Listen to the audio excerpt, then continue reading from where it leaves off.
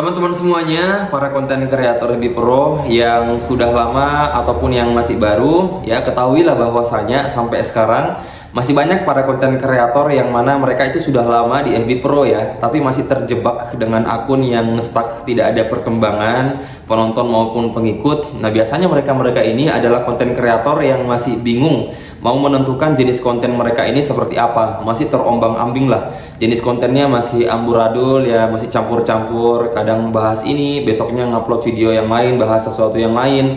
Ya biasanya konten-konten kreator seperti ini memang pengikutnya itu lebih lambat ya berkembangnya, penontonnya juga lebih sedikit. Karena kenapa? Karena kalau misalnya ada seseorang yang kemudian ngelihat video kita, misalnya hari ini kita ngupload video hiburan ya, kemudian dia suka, tapi ketika dia ngecek profil kita, dia mau cari video-video hiburan yang lain, ternyata nggak ada, ternyata kita bahas video yang lain. Nah, biasanya ini yang membuat penonton-penonton itu lari dari profil kita, mereka tidak nge-follow kita, mereka hanya ya sekali nonton video kita aja, yang itu, yang video lucu. Makanya penting ya, saya sudah bahas kemarin bagaimana konten kreator itu harus memilih satu niche tema konten yang akan dia bahas seterusnya, dan ini memang sangat berpengaruh tentang perkembangan channel kita ya teman-teman, pengikut maupun juga penonton. Nah, hari ini teman-teman, insya Allah saya akan sharing ke teman-teman semuanya ide-ide konten yang bisa teman-teman lakukan di tahun 2025 ini, yang mana ide-ide ini itu sudah saya pelajari di lapangan, sudah saya lihat bahwasannya memang ide konten seperti ini itu laris ya teman-teman, laris, banyak peminatnya, bahkan penontonnya ini bisa sampai jutaan. Bahkan yang kemarin saya share di video-video sebelumnya ya, itu penontonnya bisa sampai tembus 30 juta ya teman-teman, kalau misalnya teman-teman dalami kontennya. Jadi kita coba sharing terkait ide-ide konten ini teman-teman.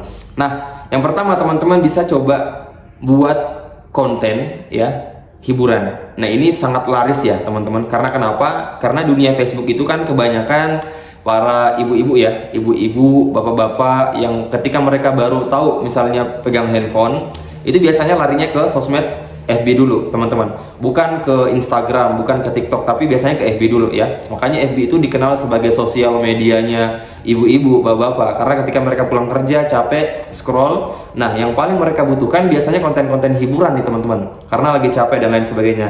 Nah, ini saya kasih contoh salah satu konten kreator yang mungkin bisa menjadi referensi teman-teman sekalian ketika teman-teman mau menjadi konten kreator FB Pro yang berbicara tentang hiburan. Nih, namanya Hasan Sule. Kalau teman-teman cek ya, video-videonya itu ramai sekali ya teman-teman, sampai tembus jutaan, ratusan ribu, puluhan ribu. Karena kenapa? Karena konten-konten hiburannya ini teman-teman itu sesuai dengan realitas yang terjadi di dunia nyata. Misalnya dia bahas tentang rumah tangga ya, bagaimana suami istri, ya, masalah-masalah rumah tangga ada, bagaimana masalah ya nagih utang, itu kan sesuai realita yang terjadi ya teman-teman. Bagaimana masalah di pasar, penjual dan pembeli, nah itu banyak dia bahas di konten-kontennya ini ya. Walaupun konten-kontennya ini hanya 15-20 detik, tapi memang itu menghibur. Dan kontennya ini teman-teman itu nggak ada dialog ya, nggak ada dialog misalnya si A dan si B, itu hanya sebatas caption dan tulisan, dan diisi sound-sound yang lucu.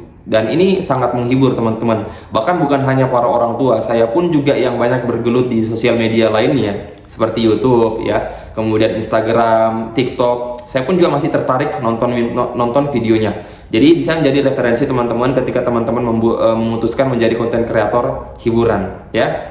Kemudian teman-teman, ide konten yang kedua yang bisa teman-teman lakukan adalah konten-konten yang membicarakan tentang aktivitas keseharian. Ini saya kasih contohnya nih, lihat.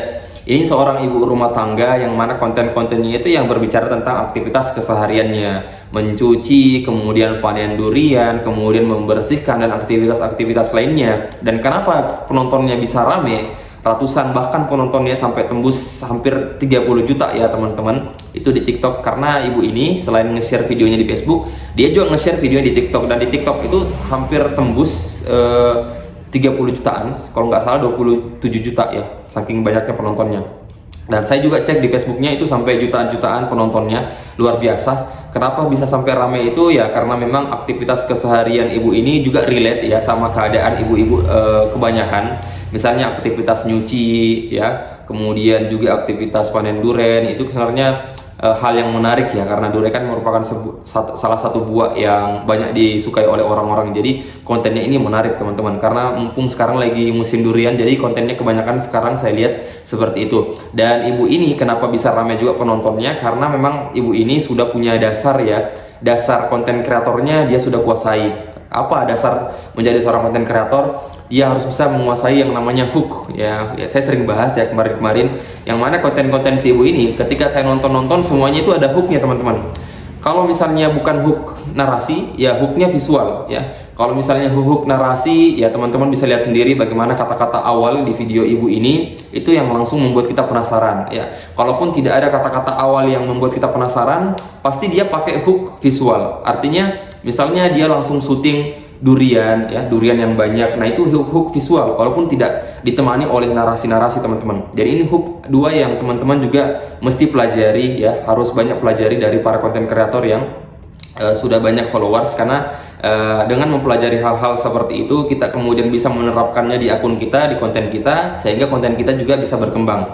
Nah, teman-teman bisa jadikan ibu ini sebagai salah satu inspirasi kalau misalnya teman-teman mau menjadi seorang konten kreator yang berbicara tentang aktivitas keseharian kita. Oke? Seperti itu teman-teman. Kemudian teman-teman juga bisa menjadikan ide konten yang ketiga ini adalah konten edukasi ya, tentang edukasi seputar misalnya FB Pro ya. Teman-teman pelajarilah misalnya aturan-aturan yang tidak boleh dilanggar oleh konten kreator. Teman-teman sharing di Facebook dalam bentuk video, bisa teman-teman bicara langsung. Kalau memang misal teman-teman punya dasar public speaking yang bagus, bisa seperti itu. Atau misalnya bisa juga teman-teman nih tulis di atas ya, biasanya kan seperti itu, kemudian diberikan sound, diberikan musik ya. Jadi edukasinya bisa seperti itu ya teman-teman. Selain berbicara, kita juga bisa pakai caption di video. Atau misalnya juga kita bisa memberikan caption di video, aturan Facebook yang harus kamu ketahui, cek caption. Jadi teman-teman tulis di caption.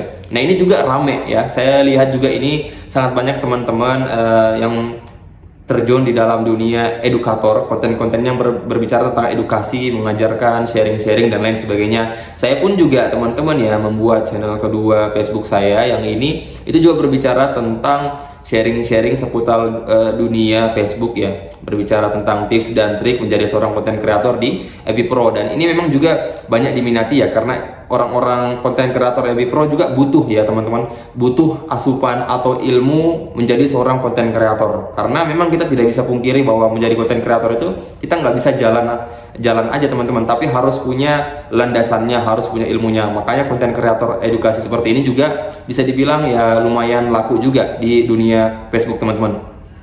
Kemudian yang juga saya lihat di lapangan yang banyak diminati ya teman-teman, kontennya ini berbicara tentang tutorial. Dan yang membuat saya terkesan, banyak konten kreator yang membahas tentang tutorial, misalnya tutorial aplikasi CapCut ya, cara edit video seperti ini, seperti itu banyak diminati. Dan rata-rata akun-akun mereka ini saya cek ternyata para orang tua juga ada teman-teman, dan banyak ya. Artinya teman-teman, saya pelajari bahwasanya orang tua ini tidak tertinggal amat ya, apalagi kalian yang para anak muda, karena untuk membuat konten tutorial seperti ini, tips dan trik ya, itu bisa kita pelajari terlebih dahulu teman-teman. Kita bisa pelajari bagaimana cara misalnya memberikan teks otomatis pada video kita. Ini kita bisa cari tutorialnya, kemudian kita buat jiplakannya ya, buat jiplakannya versi kita, versi bahasa kita ya. Kemudian kan kita rekam sendiri kan di layar handphone kita tutorialnya, kemudian kita potong-potong, kemudian kita edit, kita isikin sebuah narasi. Nah, kemudian baru kita upload. Jadi